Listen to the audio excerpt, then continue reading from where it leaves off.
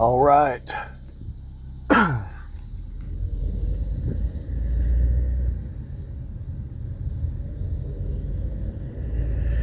I ain't seen this much rain in a while. It's just been raining for about 2 weeks.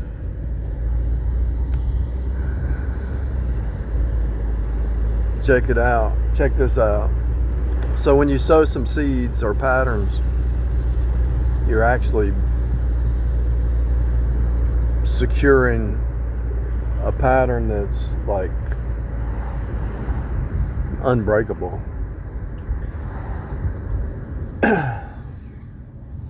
If you start to sow healthy patterns, you'll be healthy. If you sow negative patterns, you'll be negative. If you sow good friendships, you'll have good stuff. If you sow positive, you'll be positive. If you sow a career, you'll be good at it. Whatever you sow becomes like strong threads. You know, you got a two-threaded rope. It's pretty strong. A single rope is not strong. Put 2 threads, 3 threads. You keep threading over top of it, it becomes more strong, right?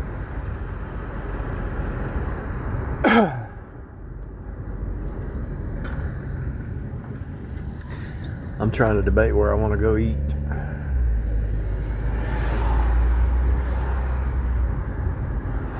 Yeah, I think I'll go over here and go somewhere else. So,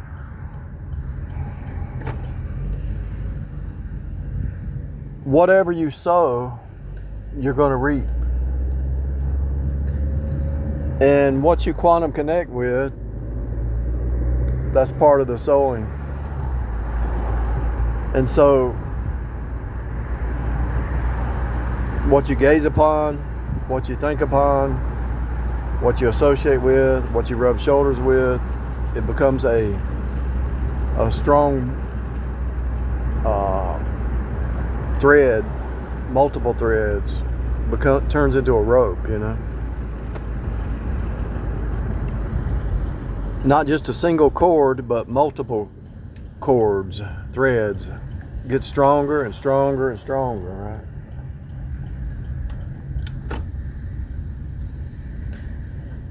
Now, what I've noticed in life, you sow some good seed and you're getting a good harvest. Somebody always tries to come in, some kind of bird tries to come in and mess up your harvest, you know.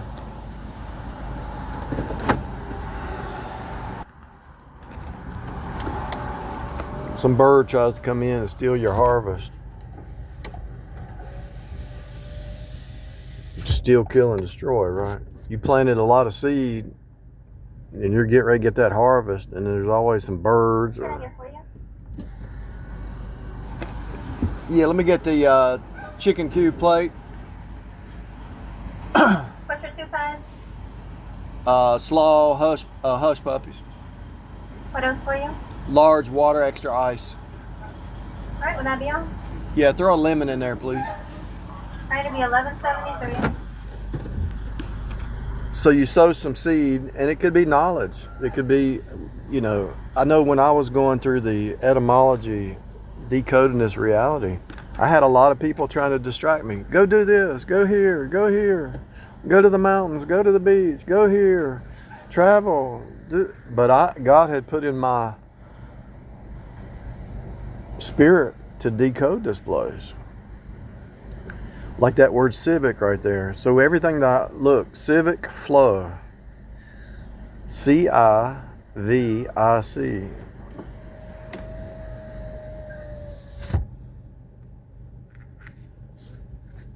If you take the word like sci-fi and psychic and psi and psyop and all that, it's like, it's pretty wild. If you really meditate on that for about a month, it'll kind of mess you up.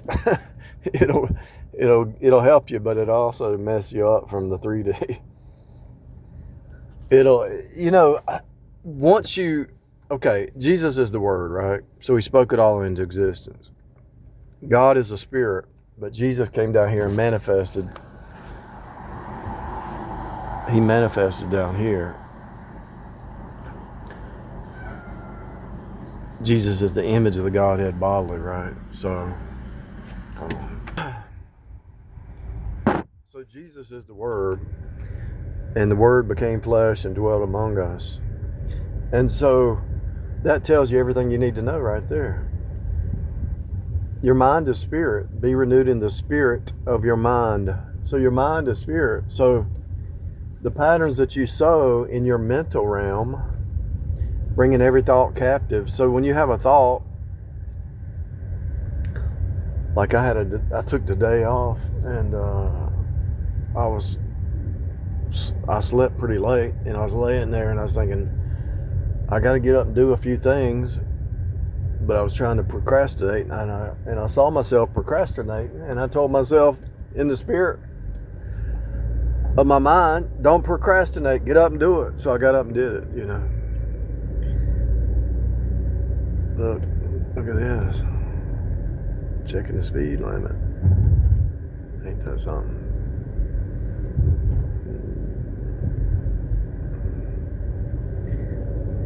You tell yourself to not procrastinate, to get it done, you create a pattern, you know.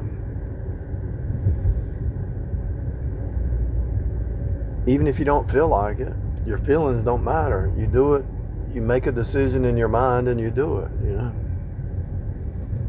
Like if somebody's not healthy to be around, let's say there's somebody who is not healthy to be around, and you know that person, if you quantum connect with that person, it kind of pulls you in a weird way of thinking, you know. And so you make a decision in your mind that you just no longer connect with that person because that person's either negative or sarcastic, or they just follow some weird patterns that you don't want in your world, you know. You don't want those patterns in your life. So what you do is you make a decision and you don't talk to them anymore. Some people, I think it takes about 6 months. I used to say 3 months to really know a person. I mean, you really never know anybody completely, but you can watch a person's patterns for 6 months and you really come to a good conclusion that you can start to see their strongholds. In other words, what the patterns they're doing today didn't just start today, you know.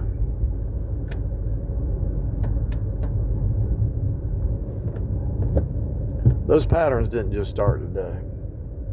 And so you hang out with them, and I'm not saying you have to be around them. You could be talking to them, whatever, for 6 months and learn their way of thinking.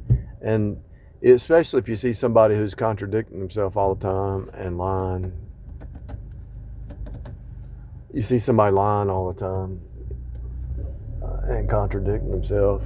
You don't really hang out with that kind of person, because it's a form of gaslighting. So they tell you one thing and then they change their mind. They tell you something else, they change their mind. They say this, then this. It's a form of gaslighting in a way.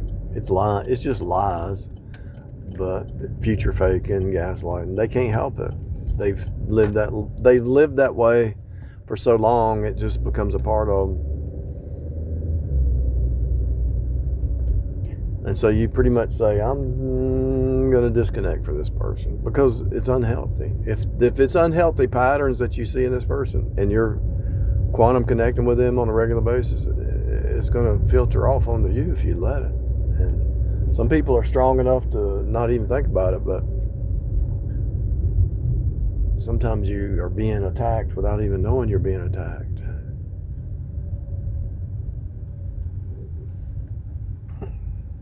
Sometimes you're being hit with stuff without even knowing it. So I've got this one little thing I got to do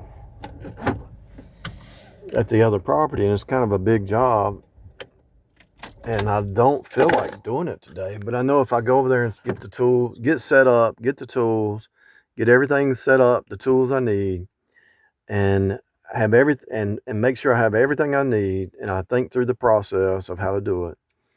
Then by the time I get all the tools set up, I might say, well, I can go ahead and do this, you know. Most of the issues with doing a project or a job is having the tools there and having everything lined up and everything ready. And then once everything's laid out, you say, well, I got all this, so this won't take but 5 minutes to do because it took me 10 minutes to do this. And you might say it took me an hour to spread this out, but it's going to take me 15 minutes to do the job, so I might as well do it. You know? I don't know how to explain it better than that. I do, but I don't really want to. You can figure it out. If you're saved, you actually know all things, the Bible says. You have the mind of Christ. If other people can do it, you can figure it out. You might have to go to school or go to some training, but you can figure it out eventually.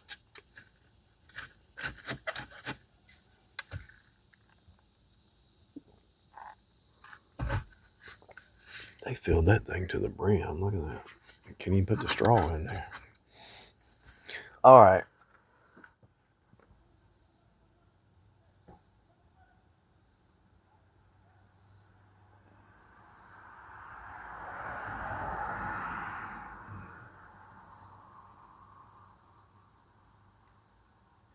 I'm just sitting here thinking, is there anything else I want to say?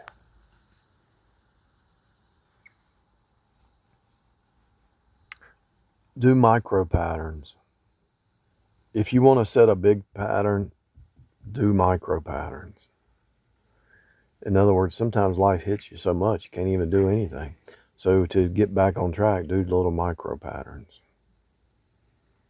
to get back on track. And then once you do those micro patterns, one way to make sure you stay status quo, because if you get by yourself too long, you kind of always have a job and have a boss, because God speaks through authority.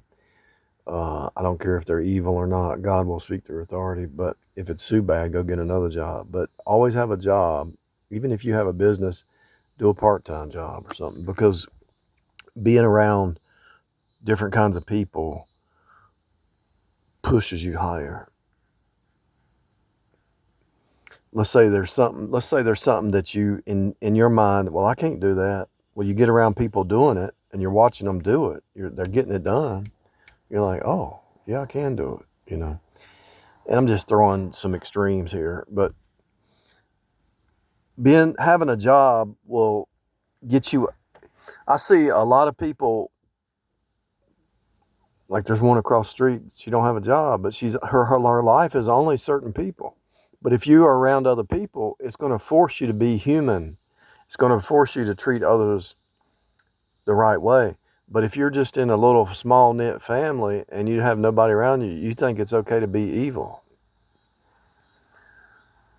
I'm not saying to save people, but I'm talking about a person who's evil.